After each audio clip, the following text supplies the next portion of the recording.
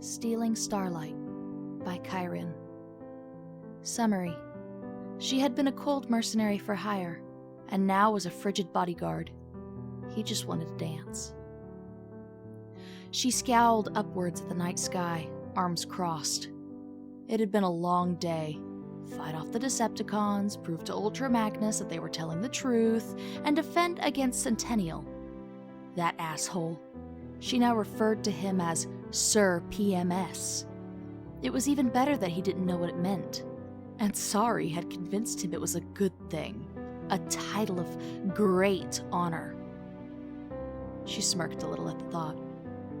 The door to the roof opened, closed, and someone sat next to her. She didn't look at them, instead choosing to continue to look upwards at the pinpricks of light. "They sure are pretty," an accented voice murmured. "Stars here are a little different than back home. Brighter somehow, seems." "Is there a reason you came to bug me?" Her raspy, low, somehow still feminine voice questioned him with a hint of irritation. "Naw, just felt like it." He chuckled, brushing her tone off, and she sensed him lean back on his arms. Her eyes darted over to look at him for a moment.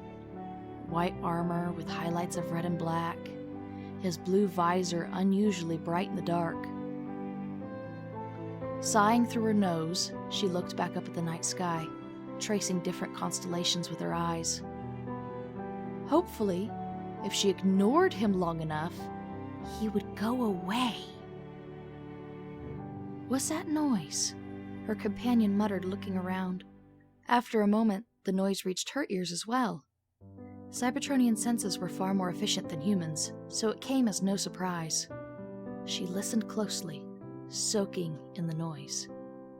It was the sound of beautiful music. A piano and a violin played slow, romantic music to the night air. "Music," she murmured. "Slow dance music." She didn't look away from the stars. They were beautiful, enticing. She wished she could be among them, to never be bothered again, alone and peaceful, cold, untouched. "Dance music? You usually do slow dances to it. Of course, from what I've seen, you only know street dances." She sneered coldly, her visage turning into a glare. Street punks pissed her off. They usually tried to steal from her or get her to do something for them that wasn't exactly legal, simply because she happened to be a merc for hire at one point in her life.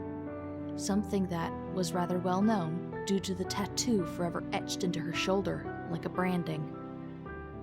Movement registered in her ears, and then he was looming over her, face in her vision, an irritatingly cheerful smile on it. He extended a hand to her. "Teach me." Those two simple words had her raising an eyebrow in disbelief and staring up at him. He towered over her at around 15 feet in height. Slowly, she stood, ignoring the offered hand. "Teach you," she repeated questioningly, daringly. "Teach me to slow dance." He grinned at her widely, showing off white denta. "Listen here, Whitey. The name's Jazz." He flickered half of his visor in a wink, not put off by her cold, angry demeanor in the least. She faltered for a moment, not expecting him to clap back, and without anger at that. "Fine. Jazz." She regained herself, retaining a small groan. Traditionally, a slow dance is done between a smaller woman and a man only a few inches to a foot or so taller than her. Thanks to my Viking heritage, I'm 6 foot even and dwarf even most men. She gestured around, retaining her anger carefully as she explained. "You're over twice my height even then. How the hell do you expect me to teach you?" He just grinned, like a goddamn maniac. She took a step back, wary. "Way to go. You've cracked him," the mercenary berated herself. Damn it. She was a bodyguard for Sari Sumdak, nothing more. When the fuck had Teacher of Robots been added to it? No. dance teacher to robots would be more specific and appropriate. Scowling, she crossed her arms and cocked a hip to the side, waiting to see what, exactly, Jazz was going to do. Jazz transformed down into his vehicle form. She waited further. A storm of bright blue light lit up the inside of the car. The door swung open, and an African-American man stepped out, with a nicely shaped face, black hair done up in dreads pulled back in a ponytail, falling to about his upper back, and a bright blue visor adorning his face, and a suave smile. He was very good-looking, she begrudgingly thought. He strode over to her jauntily, a sense of confidence wrapped around him like a blanket. His white, black, and red robe-like clothing only served to accent his good looks and bring them out. It reminded her of some sort of ninja garb that was much brighter than she would expect such a person to wear. She narrowed her gaze. "You planned this, the whole time."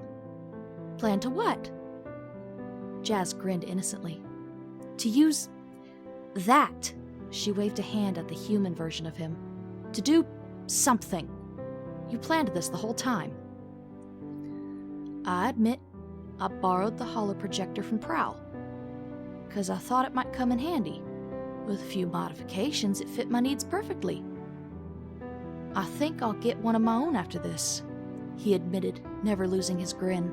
In fact, it only grew larger. "You... Ugh."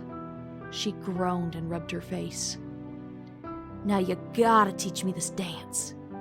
He fixed her with a serious look through his glasses. "Come on. Please?" She scowled at him, then sighed, smoothing her features out so that they were blank. How bad could it be? She silently extended a hand to him, with false calm and confidence. Fake it till you make it, right? He was going to be the death of her.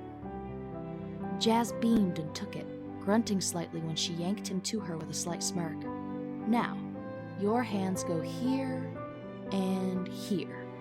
She guided one of his hands to her waist and held the other in her own hand, noting he was at least 6'4", a good bit taller than her. Perfect. "My other goes here." She settled her free hand on his shoulder. "Ready?" He nodded.